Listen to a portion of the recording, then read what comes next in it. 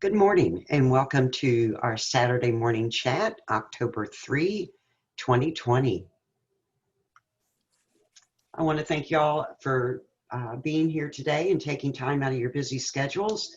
The Saturday morning chats have been very productive. I have actually noticed a difference in the writing and the discussion questions, and that is very exciting. So I know that the discussions we're having and everything have been helpful. I kind of want to go by an agenda this morning. I don't know if it's an agenda, but I put together a PowerPoint. It helps me stay on track, and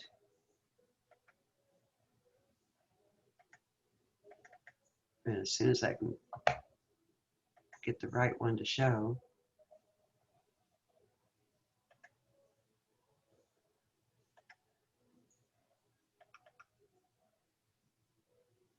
Are you seeing the bowl of oranges? Thank you. Yes. Okay. Good morning, Alicia. How are you? Good morning. Do you pronounce it Alicia or Alicia? Alicia. Alicia? Okay. Mm-hmm. Here's Cheryl. Morning, Alicia. Good morning. Good morning, Cheryl.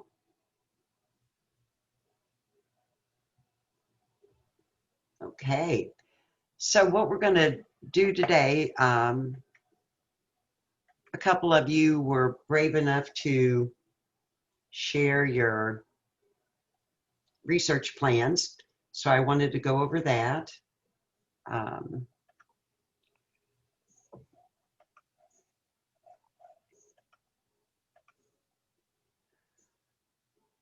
But first of all, I wanted to go over,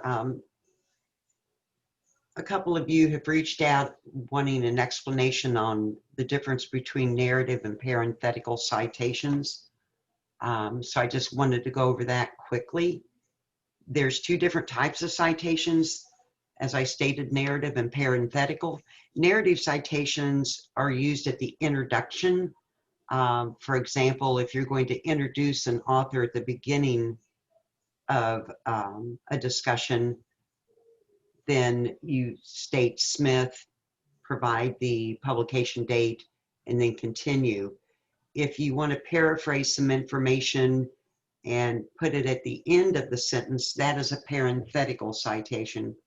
And a good way to remember the difference is a parenthetical citation is in parentheses, hence the reason they call it a parenthetical citation. Does anybody have any questions on any of that? What are your thoughts? My last professor in the Research 709 suggested that we only use quotes if it's basically a statement that we can't paraphrase in any other way. What are your thoughts about using actual quotes? Zarek, I'm so pleased you asked that question. At the doctoral level, what we're really stressing in this class is critical thinking and the ability to paraphrase information shows your ability to critically think. Do not use direct quotes, period. Dahlia just is joining us today. Let me check real quick to make sure I am recording. I think I am. I am. Okay. Good morning, Dahlia. Oh, she's connecting still. Hi. Hi, good morning. Glad you could join us this morning. Thank you. Thank you so much. Okay. So back to your question, Zarek. Avoid the use of direct quotes. The only time you should use a direct quote at this level is if paraphrasing the information would totally skew um, the meaning of it. For example, Descartes, however you pronounce his name, philosopher, stated, "I think, therefore I am." That would be an acceptable direct quote because there's no way that you can paraphrase that without losing the meaning of it. I know back in the bachelor's and master's levels, it was appropriate for us to string a bunch of direct quotes together to show our line of thought, but not at the doctoral level. One of the key elements of holding a doctoral degree is that you learn to become a critical thinker through this process. And critical thinkers don't quote anybody else because you're at the point of critical thinking that you're formulating new ideas and thoughts and knowledge. So hopefully somebody might be quoting you directly in the future, but you want to avoid that. Did that help? Yes. And it isn't that we're wanting to be mean, it's just the way it is. You just want to avoid direct quotes. Any other questions? Okay. In the feedback that you'll be getting from me, I use a rainbow of colors, and I usually stick with these. You may want to make a note of this, but if you see any yellow highlighting, it means that it's too conversational in tone. You're providing redundant information. You're using words that don't need to be there. In other words, it's just a little key to say, be more concise and specific in your wording. If you see green, that goes back to those vague pronouns, that list of words to avoid in scholarly writing. Aqua usually means an overuse of pronouns. Some people have a tendency to use he, she, their too frequently when it's not needed. All of this is to help you become more concise and specific in your writing. As researchers, you just want to provide the necessary information. You're not setting up a storyline. You're not setting up a plot. You're just providing information as researchers do. If you see gray, it's a direct quote. Avoid the use of direct quotes. Anything in a bright red magenta, it's an APA error or the use of first or second person. And of course, this slide will be available to you later. Okay, so again, I want to thank you all, the brave ones who provided your research plans so that we could discuss them in this morning's chat. I did not attach your name to them, so they are going to come up anonymous. And you can leave it anonymous if you would like. It is totally up to you. But the things that we want to look for are alignment. I know that you all have heard this term before, and hopefully this morning you'll have a better understanding of what alignment is when it comes to a research study. We need to make sure that your research is in alignment with your program of studies. We want to make sure that the problem statement and the purpose statement are in alignment with each other, and that the RQs, the research questions, are in alignment with the problem and purpose, and of course the methodology and design. The most critical piece of a research proposal is that problem statement, because that problem statement sets the foundation for the entire study. And you'll see more of that as we continue. But that is something I want to focus on this morning, is the alignment.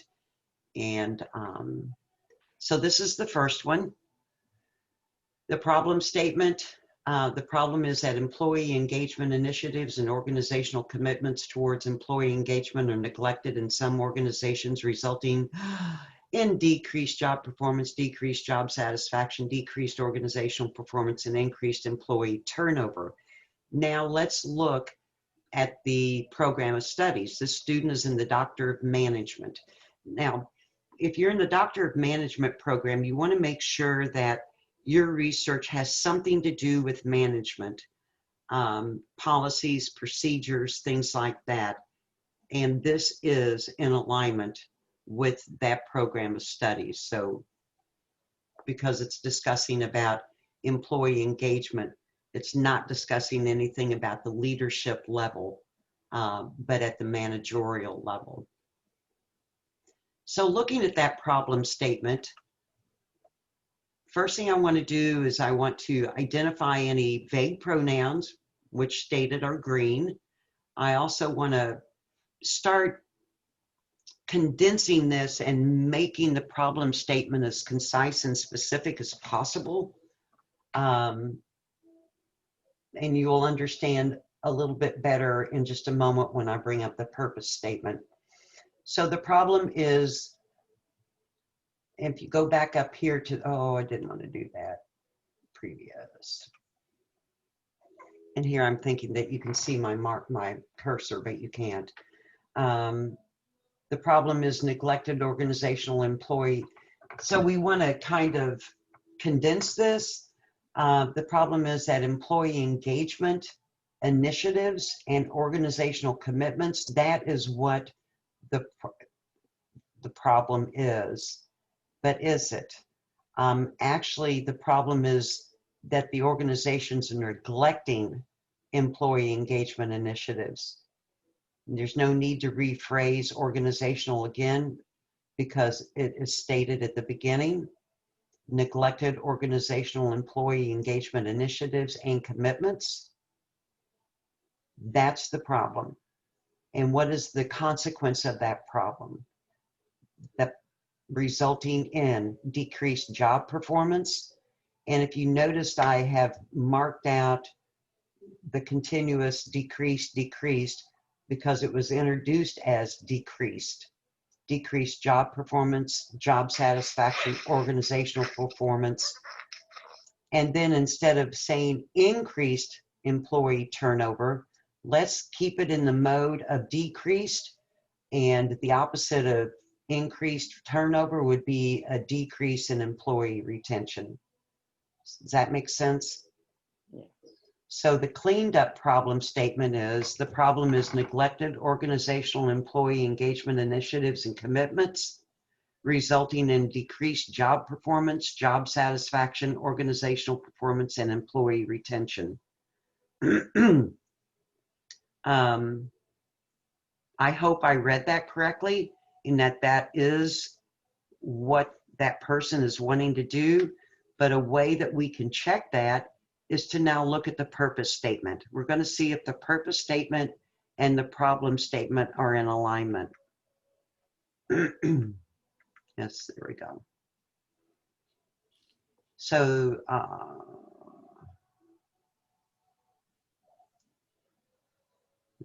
yes.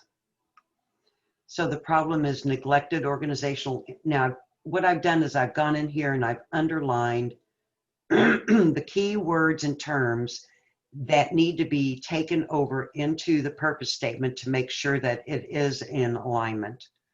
So I've underlined employee engagement, initiatives and commitments, job performance, satisfaction, organizational performance, and employee retention.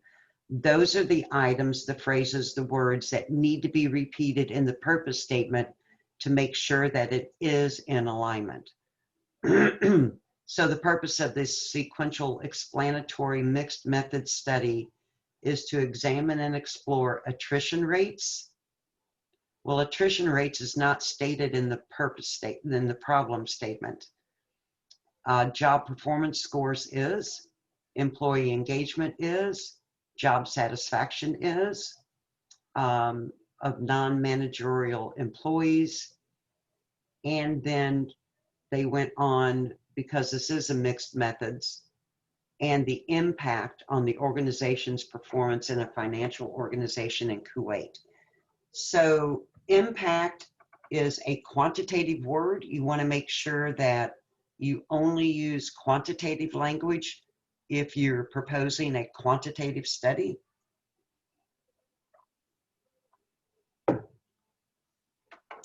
Let me stop this.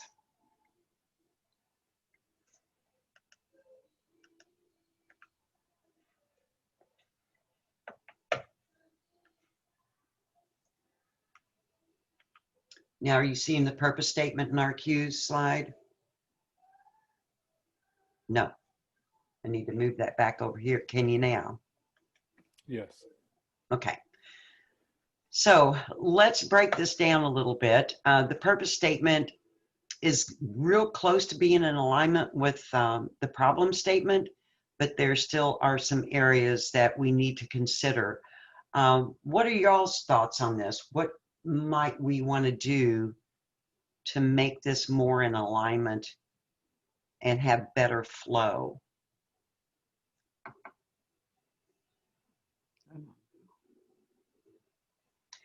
So the problem is neglected organizational employee engagement initiatives and commitments. That is the problem. So from what I'm understanding is that the organization has employee engagement initiatives and commitments, but they are neglecting to implement them. That's my take on this. Resulting in, and because they're neglecting to implement those, it's resulting in decreased job performance, job satisfaction, organizational performance, and employee retention.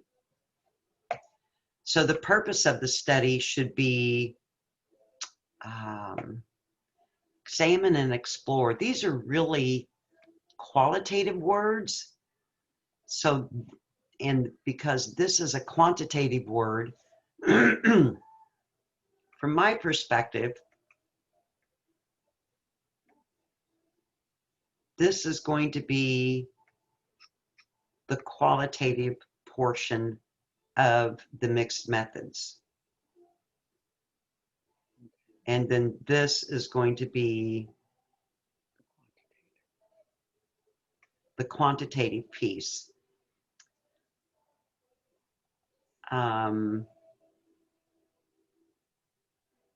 What I'm actually seeing is a quantitative study and not a mixed methods, because it looks as though this researcher will be able to gain attrition rates, a number, job performance scores, a number. I'm unsure of how they would go about quantifying employee engagement, but the job satisfaction rates, that is a quantitative measure as well. Dr. Hill, wouldn't the employment engagement be qualitative based on a survey or some type of That's what, very good, Zarek. That's what I was thinking as well. That could be the qualitative piece where they could interview employees to explore their perspective on engagement. I don't know, employee engagement. Hi, Dr. Hill. Yes. It's actually my paper, but this is Sonia. So basically, yeah, I had with Dr. Williams, she mentioned that this is the template we should be using for mixed method research method. So basically, the quantitative piece is the data of employee retention after annual performance reviews. And then the qualitative piece of it would be the surveys and observations and interviews and observations of leaderships or managers interacting with employees. So I don't know if I got that right. Okay, so let's let's back up, Sonia, and thank you for, so the employee retention, you said was going to be the quantitative piece? Yes. So you're going to measure employee retention against what? After annual performance reviews.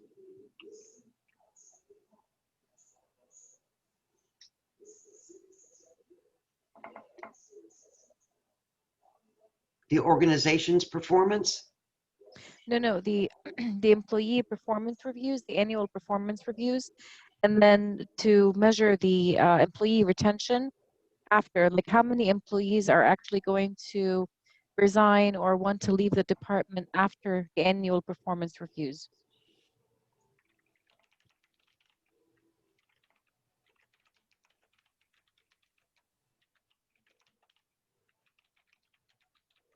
Is that correct?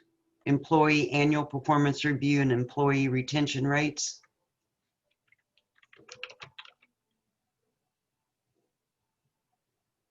Are you there, Sonia? I'm sorry, yes, I had it on mute, yes. Okay. It's like, don't go away now, girl. So So, you're wanting to see if there's a relationship between the annual performance review and the employee retention rates? yes,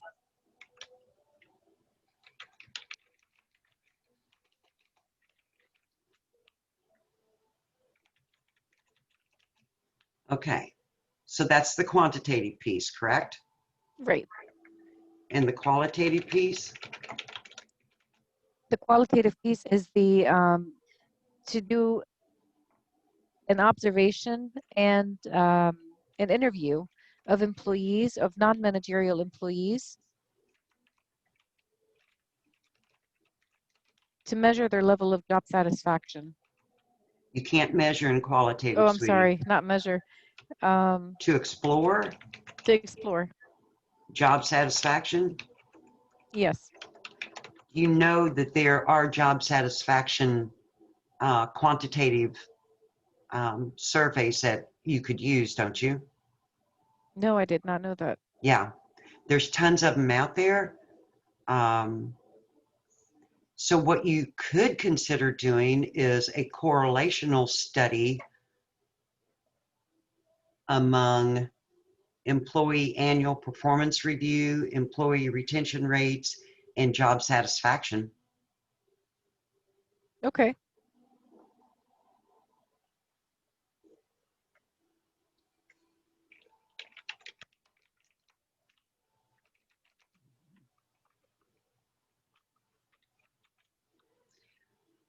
Correlation among employee annual performance reviews, employee retention rates,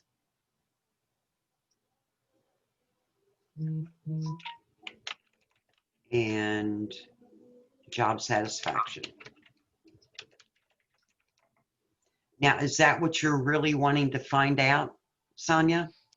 Yes. Okay. So the purpose of this correlational study is to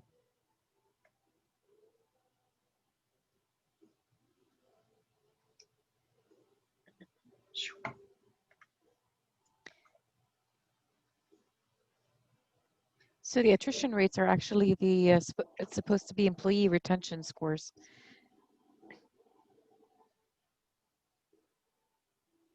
say that again, please. The attrition rates is the employee retention. Okay.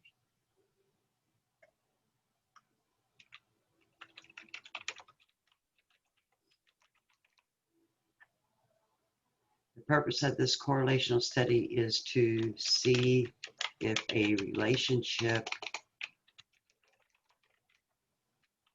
exists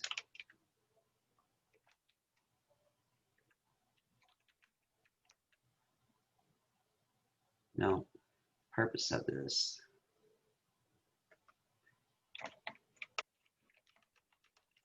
your URM is going to help you with the wording on this. Thank you. That is quantitative study is to see if a correlation exists among employee retention,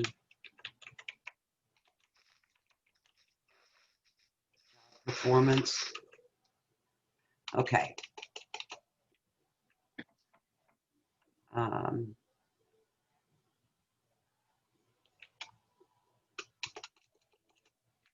Among annual performance review, employee annual job satisfaction.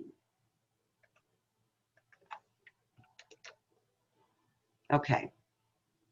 And now, is that stating what you want to do?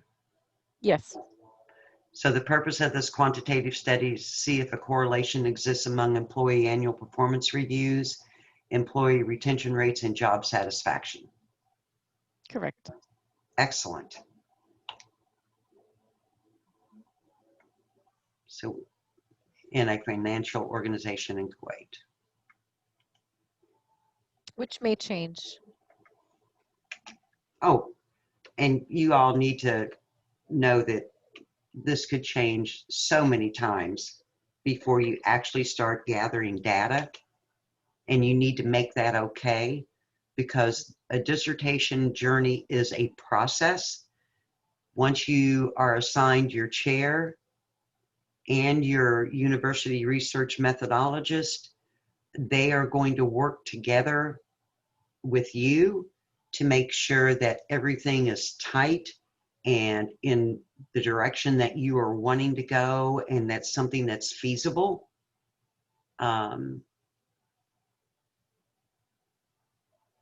So Sonia, I'm going to leave it there. Your purpose statement. What I'm going to ask you to do is to take those key terms and make sure that they are stated very clearly in your problem statement, so that your problem and purpose statements are in alignment. And then you're going to have to change your research questions. You're going to have, it looks like, 3 research questions and 3 null hypotheses, or hypothesis, 3 hypotheses and 3 null hypotheses, depending on how you're wanting to do your analysis. Okay. Okay. Okay, sounds good. Thank you. My pleasure. Does anybody have any questions about what just happened? Okay, let's look at another one. So the student is in Doctor of Education. The problem is that K-8 students are facing many hardships during remote learning, resulting in the need for an SEL curriculum to combat negative behaviors. So my first thought is, I don't even know what an SEL curriculum is. So you need to make sure that you spell that out for the reader. And this brings to mind, you guys, you want to make sure that every sentence can be read in isolation so that the reader doesn't, okay, let me take a drink of water.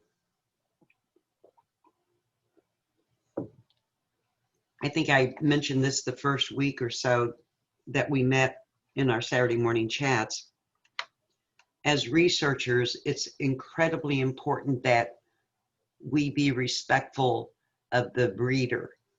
And the reader of scholarly work are other researchers. And as you have found out, to do research takes a lot of time. We're all very busy. And we want to make sure that we present our information to other researchers in an organized fashion and so that it's easy for them, for the reader, to find what it is that they're looking for. I'm sure you've noticed at this point, if you go and find a dissertation that you're wanting to say, you're wanting to get more information on how to word a quantitative study. So you go out and you find a couple of dissertations that used the same type of quantitative study that you are wanting to use, and you're really not sure how to word the methodology section or the design section of your proposal. So you go find these dissertations just to get an idea of how they worded it, not that you're going to plagiarize, because you need to understand what it is that you're doing. But so you go find these dissertations, and all you're going to do is, because you're focused on the methodology section, you're not going to read anything else. You're just going to be looking at the methodology section. So you want to make sure that you provide the reader all the information they need in each section, just in case they may only be interested in that section. For example, with the SEL, I had no idea what SEL curriculum was, so I had to go back previous to the previous writing in this paper and find out that it was social emotional learning. For the problem statement, for the problem and purpose statements especially, it is critical that they are written concisely and specifically, so that the reader knows exactly what it is that you're going to be doing in your study and why. And that's what the problem and purpose statements are. This is the problem, and this is why I'm doing my study. This is the purpose of the study. So anyway, the problem is that K-8 students are facing many hardships during remote learning, resulting in the need for, okay, and some other background information was this remote learning is reverting back to the COVID situation that we're in, but the reader doesn't know that because it's not stated here. Remember, you want to make sure that you provide the information needed, and that each sentence can be read in isolation and that it makes sense. And the need for an SEL curriculum. Okay, so the problem is that K-8 students are facing many hardships during remote learning. Well, number one, that is way too vague. You would need to state what hardships specifically, because that's going to be triggering what you're going to be focusing on for the purpose, resulting in the need for, okay, what this writer has actually done has solved the problem. You stated that K-8 students are facing many hardships during remote learning, resulting in the need. So what you've done is you've solved the problem. Therefore, you no longer have a problem. So taking, and I went back and read the background of the information and brought in the purpose statement, and I kind of condensed it to this. The problem is the social emotional learning, remote learning, and see, that still needs some tweaking because the problem is the remote. Would it be safe to assume that the social emotional learning curriculum is remotely taught? You can shake your head if you want, or thumbs up, or. So Dr. Hill, this is mine, and thank you for providing all the clarification. And I think, so no, so the social emotional curriculum is taught in school districts.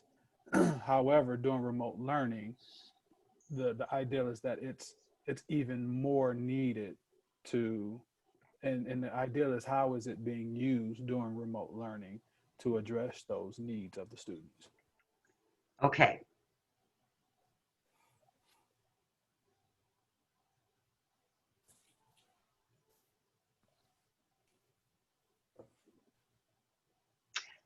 Okay, so looking ahead at the purpose,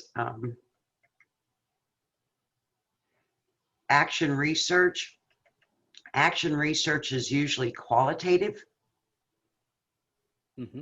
Um, And as I was doing some research, there are some instances where it could be quantitative. yes, sir.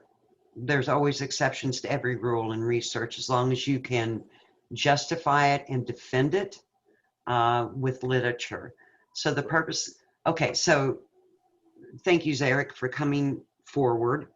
So what I'm hearing you say is that the school system has this SEL curriculum embedded in a face-to-face environment, but they're finding, you're assuming that that's what's needed for the online learning aspect, correct? To address their social emotional needs, yes, learning needs, Okay, that then impacts their academics. okay. I'm thinking, give me just a moment. Mhm.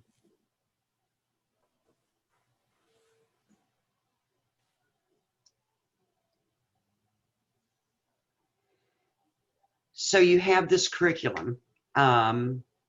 Now, have you integrated it to an online environment yet, or is that what? So it's embedded in every building's schedule, where they are providing that social emotional learning in one particular class, where they're checking in, seeing how students are doing, trying to catch issues before their day starts. And actually, this happens in remote learning and in face-to-face, but specifically, since we're in this remote learning time, um, how our school district, or particularly this school district, or this school district, how is it handling it during this time of remote? Because and is there an impact on student achievement? So how would you be able to measure that the student achievement is directly related to the SEL curriculum? So herein lies what my conundrum was, is if students are doing well. So in simple terms, if students are doing well emotionally, they potentially will have a better opportunity academically. And if kids are, and I'm just talking this out, if kids are not doing well emotionally, that could then impact their academics. Can you substantiate that assumption with literature? Yes, I could. I potentially could. Yes, I mean, not off the top of my head, but No, no, no, no. yeah, I think the fact that students, students who even kids who are doing well in school, if like you talked about the many hardships, and I think detailing what those specific hardships may may be something I need to explore, as to say what specific things could potentially, I don't know, cause them. But there are a lot of things that could cause them to do Right. well, not well in their academics. So what is it that you're wanting to do, Zarek? So I guess the basis in actually, my doctoral is in education, but it's also specializing in educational technology. And so to provide that alignment, I was looking at how well implementing, if districts are able to implement a social emotional learning curriculum, how does that impact students' academics? Okay. So do you have a program that you can implement online in Um, existence already, or is it something that you're wanting to create to see if it would be effective? So I guess that so the whole social emotional learning curriculum is, there is a program I could implement, and Yes, there is a program I could implement. Okay, so my question at this time is, with the possibility of schools going back to face Correct. in 2 to 3 years, you're not going to have an opportunity to do this study because it will no longer be remote learning. Right. So they're potentially so my thought in that was, even thinking that that may be the case, they're still going to, because of what's happening now, there still will be opportunities in districts where kids are still remote. Do you Not want many. do you Go want to ahead. take that do you want to take that chance, Zarek? Uh, Thinking about this at this time, no. Okay. We want to get you done, dude. No, absolutely, absolutely. Um, I has there been any research on the SEL curriculum and student achievement? Yes, the research is saying that districts who have implemented various, I mean, there are various models that are out there that students are, uh, more engaged, happy to be in school, um, and those things, because of those programs, they've actually been able to be engaged more and actually do well academically. So And so this research they're has occurred in your school district?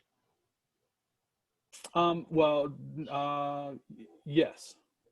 No, the research hasn't been done, but there are programs that have been used that, Okay, so I guess what I'm trying to ask is, you would have a really cool study here if there's no research yet for your specific Detroit metro area school system, K-8, to see if the SEL curriculum does impact the school level iReady universe. No, no, during remote learning is measured by the school level iReady universal screener and measures of academic progress scores. Oh, the MAP scores. Okay. yeah. So those were the measurements of it. If the In if the other words, it's right, measuring the student achievement. exactly. Okay. So in other words, you're just wanting to see if this SEL curriculum ha- has any effect on school achievement, Yes. and hopefully in a remote environment. Well, right. And so that was the yes. Okay. So what I would encourage you to do, Zarek, is to um,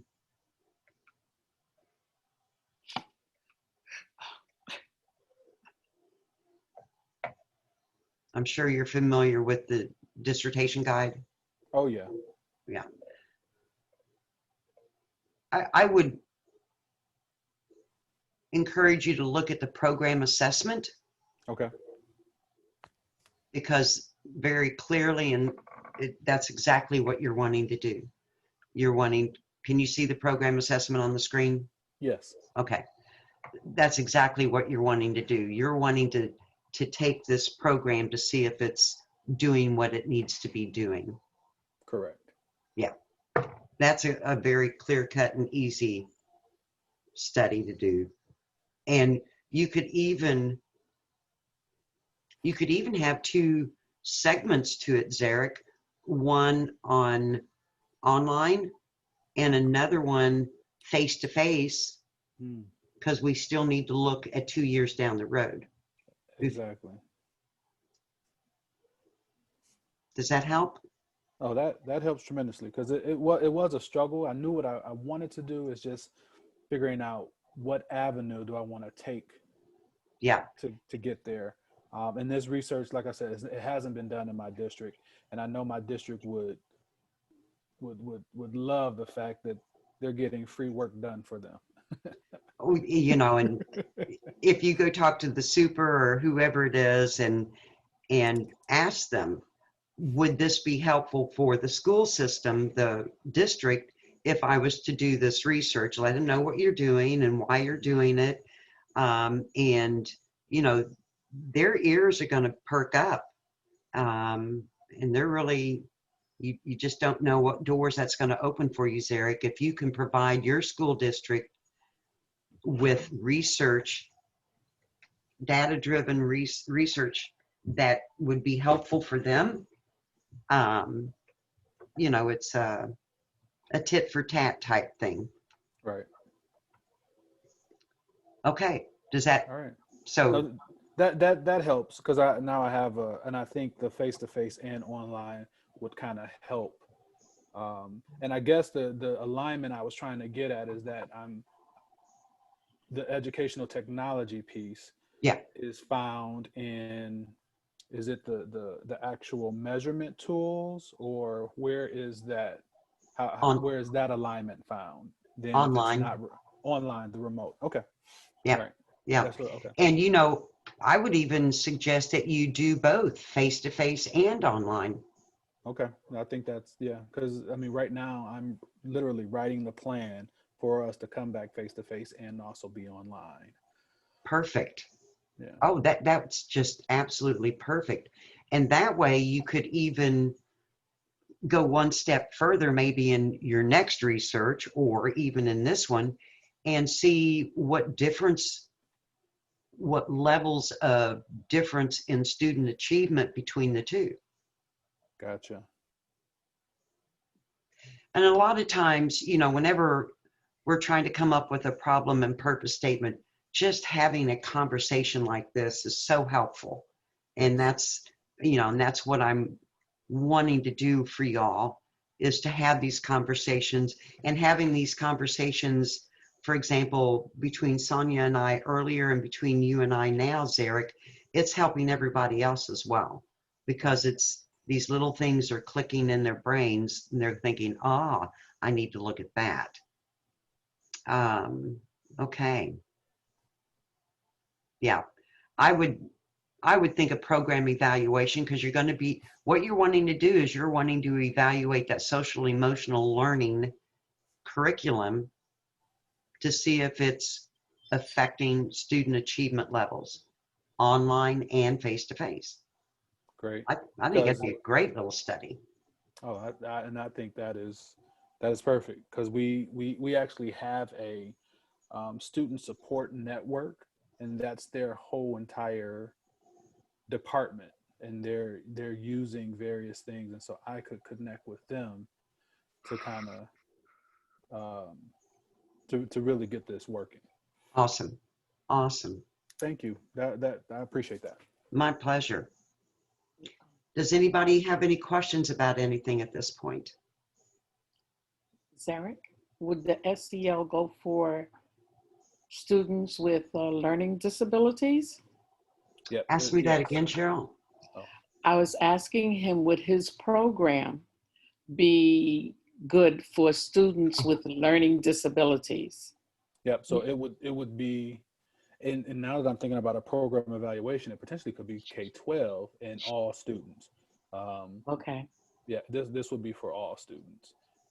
I could just look at K-8, but if I'm doing the program evaluation that covers K-12, I don't know if that's too broad or not, but it would cover all students. That wouldn't be too broad. Okay. Well, I think it would bring light to a lot of things that are happening in the school system. Yes. You And know, how we're dealing with it, or how can we. So I guess, Dr. Hill, the question now I have is that I'm doing this program evaluation. Now, if I have a program evaluation, what is the outcome? What would be the outcome of the program evaluation? Would it be to let this district know that, hey, your program is not working, your program is working, continue to do it, your program is not working, change it? Would that be some of the outcomes? for the significance piece, Yeah. Describe the potential benefits of identifying the value of the program, measuring or improving the program outcomes, Gotcha. possibly eliminating unintended consequences. So let's say through your research, you found that of the, and I'm just ad-libbing here, of the 10 specific areas of the SEL curriculum, you've identified that 3 are not being effective. Okay. Then the significance of the study, and the significance of the study is that you're going to be providing this data-driven research for the school district, so that the policy makers and leaders can make decisions on whether to continue with it or not. Right. So whenever you're talking about the significance of the study section, you want to make sure, keep the SBL model in mind. You want to make sure that you discuss the scholarship piece and how is your study going to be significant for the scholarly world? Well, you're going to be filling a gap in the existing body of knowledge. You're going to be adding research in that area. So that's the significance for scholarship. But you need to specifically state how it's going to be significant for, that's where you need to identify the gap in the literature, which is something that you're probably not even close to being ready to do yet because you haven't dived into the literature like that's going to be an ongoing process. Significance of the study to professionals, practitioners in your field. How is your study going to be significant for other educators in this K-8 environment or principals or whatever?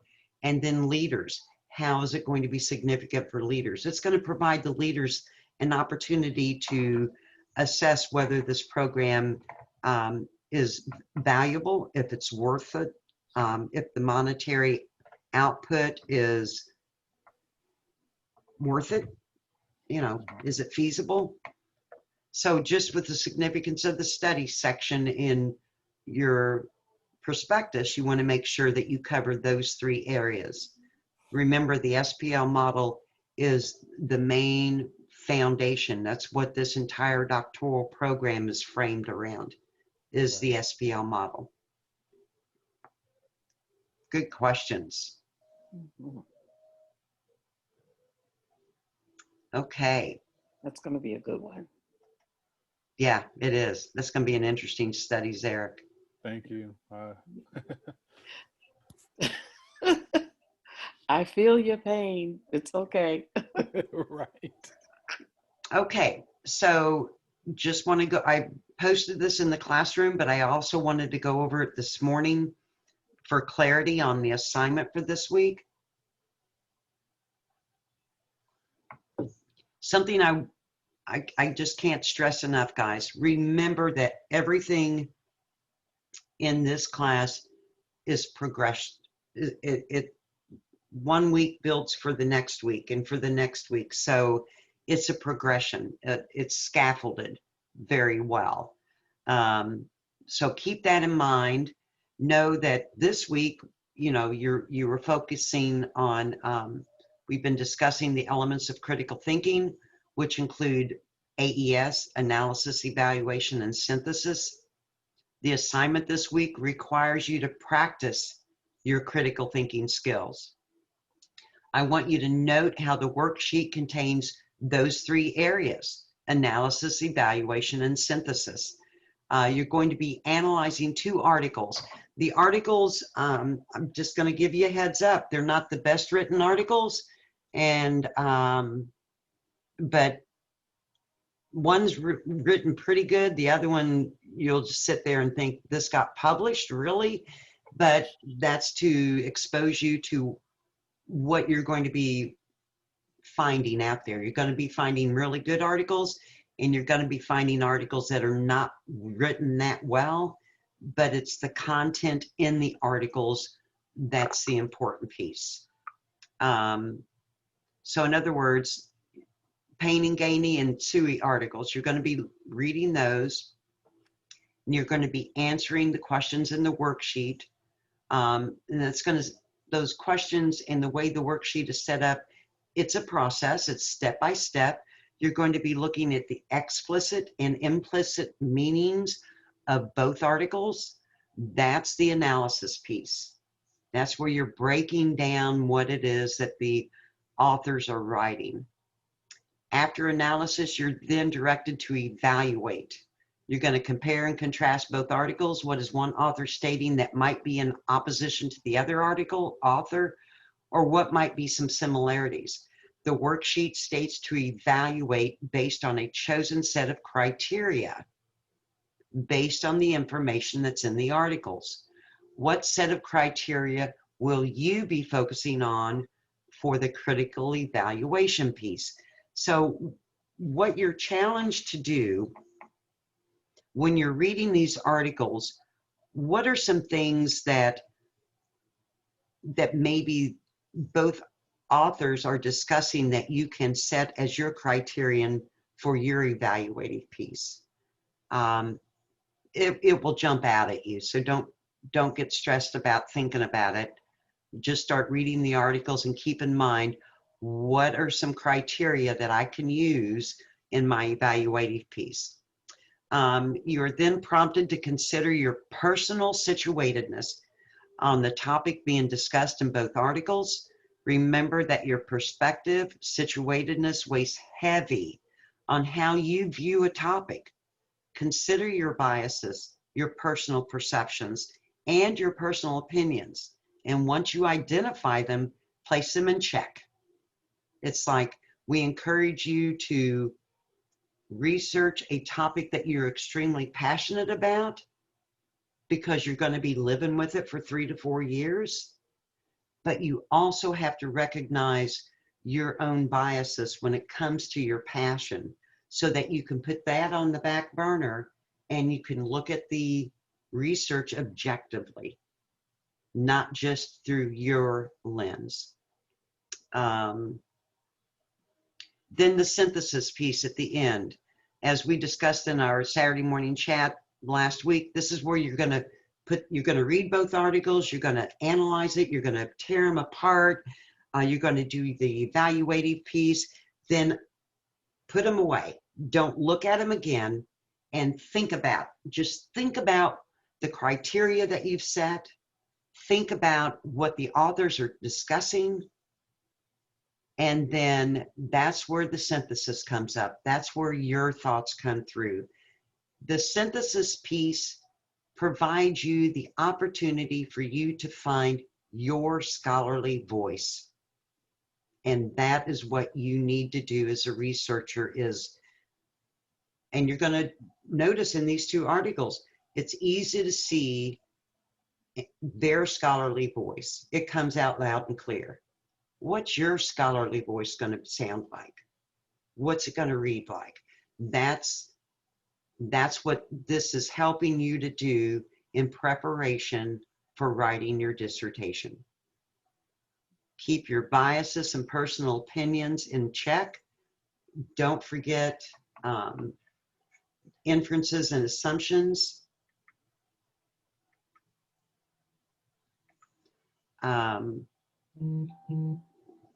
Just remember that you just got to keep your opinions and personal biases aside. It cannot come through in your writing. Cannot. Oh, look, there's Eric. Do not use direct quotes.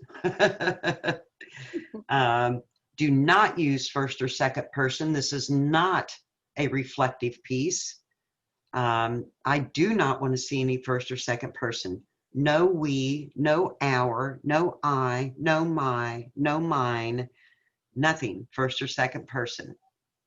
Practice your scholarly writing skills in part 4, the synthesis of ideas. Questions? So these 2 articles, you're going to, what I've seen in the past, a lot of students get hung up on Okay, so the two articles are discussing how to incorporate critical thinking pedagogy into school curriculum, whether it's higher ed or not. Remember that that is the key focus of these articles. It isn't about gun control. It isn't about abortion. It isn't about these hot topics that they're going to be discussing. The main focus is on critical thinking pedagogy, okay? Yes.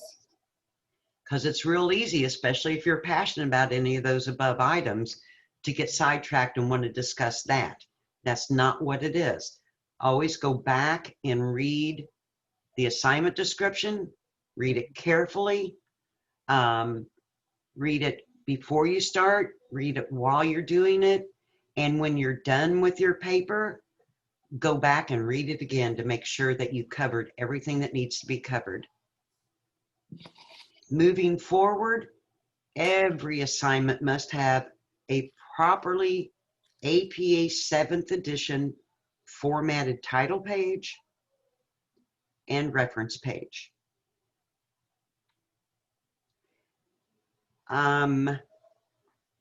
Guys, follow that student example paper template. When you're done, go back and make sure that your paper looks like that template, that the title page is formatted just like that paper, and that the reference page is formatted just like that reference page. This is all you're moving to that point where it's all in the details. Writing a dissertation is very prescriptive. There are specific things that you have to do. You don't have a choice. One of them is when you get feedback, you have to incorporate that feedback. If you don't incorporate that feedback, you are not going to progress forward in the dissertation journey. Period. Point blank. That's it. You have to integrate feedback. There's nothing more frustrating for me, and I can speak for the rest of my team in the Access program. We sit and we give so much feedback, and the next week a student submits a paper, and I'm not saying any of y'all are doing this because none of you have, but you know, I spend anywhere between 1 to 3 hours per paper on providing feedback. And the next week, if I get that paper back and there's not been any revisions made based on the feedback I provided, do you think I'm going to be kind to you? Oh, no. No. If you show me disrespect, that's it. And to me, that's disrespect. I have spent this amount of time providing you feedback. The least you can do is incorporate it, especially if you want to be successful in this program. Okay, I'm off my soapbox. Thank you for listening. It's just so frustrating. I mean, week after week after week, and nobody's incorporating feedback. It just blows my mind. Then why are you here? If you're not going to incorporate feedback, why are you here if you don't want to learn? I'm sorry, I'm off my soapbox. Okay. Okay, Questions? who upset you? Who upset you? Where do I start? Don't let them do that to you. It Oh, wasn't where me. do I begin? It wasn't us. It wasn't us. No, that's what I said. It's none of you guys. You guys are incorporating the feedback. But if you are struggling, oh, here we go. Yeah. And I'll say this every week so you can just bet on it. Do not use the citation reference generators. Oh, no. You know, those nice little citation buttons and where you find an article and you can click on it and it gives you the reference. I've learned my lesson. The citation reference generators provide you the information you need.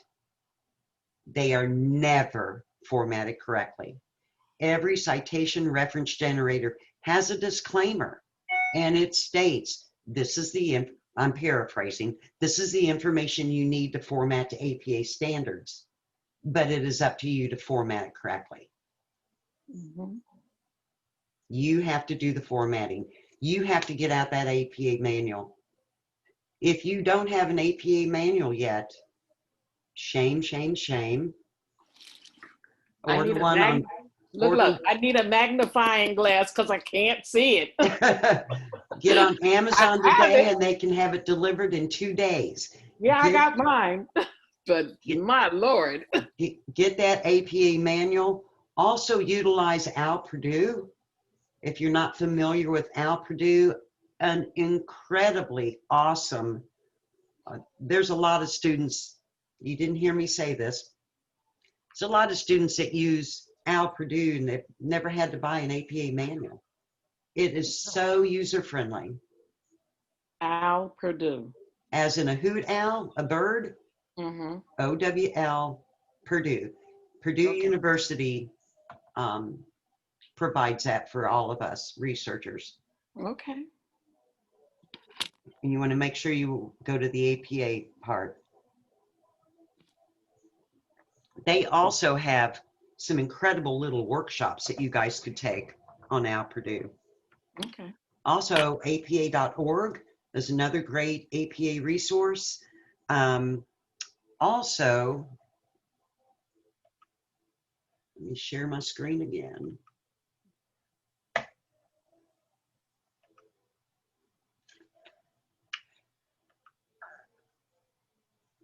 The beautiful little CDS Central. This is such an awesome one-stop shop. If you go to student resources, APA resources, Mm-hmm. if you're having trouble with citations, Mm-hmm. download this PowerPoint, save it to your desktop, and you can use it anytime you need it. If you have trouble with references, download this PowerPoint, save it to your desktop. Oh, look, and there's the APA 7th edition student paper tutorial. There's the APA paper template doctoral 7th edition. Oh, I have that on my desktop. Let me look at that because I didn't. Once you sent it to me, I put it on my desktop. Yeah, that's a great little Yeah. reference to use. Mm-hmm. Annotated bibliography, yeah, we just don't use those anymore because there's so many online things that you can use. Mm-hmm. But I did want to bring one thing to your attention. Under student resources, writing resources, if you go down here to the bottom right, it says doctoral writing resources. If you click on that,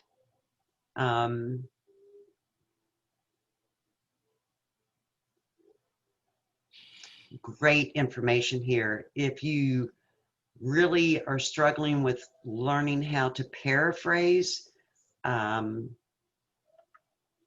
to argument construction, Mm-hmm. paraphrasing. I challenge y'all to go to this, the doctoral writing resources, and see everything that is here. A scholarly voice, how to avoid how to recognize active and passive voice, point of view, precision and clarity, vague pronouns, anthropomorphisms, hidden verbs, just a ton of awesome resources for y'all. Okay. Here is a doctoral writing video. I believe that's one that I did years ago. And tips for scholarly writing. Dr. Price did that one, or vice versa. Okay. But anyway, just a ton of good information for y'all. Take advantage of it, use it while you can. Mm-hmm. Okay, now we are going to be starting on the prospectus piece in week 6. Mm-hmm. So if you want me to review your research plan from Res 709 before we get to week 6, feel free to post it to me in a private message in the classroom. Jason, did you get yours? Get my what? Apologies. I'm sorry? Get my what? I didn't understand what you were saying. Did you, I went through your research plan and sent it back to you. Did you get it? I haven't checked it yet. I will check that as soon as we're done the call. Okay. If you didn't get it, let me know and I'll repost it. But Blackboard's really been doing some strange things this week. They fixed a lot of problems, and in fixing those problems, they've created a few additional ones. Gotta love technology. Just Yeah, technology every time. so, you know, if you get a strange message from me like, where's your paper? And you know that you submitted it, don't freak out. Just resubmit it. And that's all. Blackboard's doing strange things. Sometimes notifications come across in the university email. Sometimes they don't. I just usually have to check once a day the messages in the top right of Blackboard. Yes. Yeah. Yeah. Any other questions? I hope you have found this helpful. Again, I am here for you. Don't hesitate to reach out should you have any questions or concerns. And I will continue holding these meetings on Saturday morning unless something happens, which I don't foresee. But let's continue praying for our country and all in between. Okay. Thank you. Have a great week. Thank You you, thank Dr. you. Thank you. You too.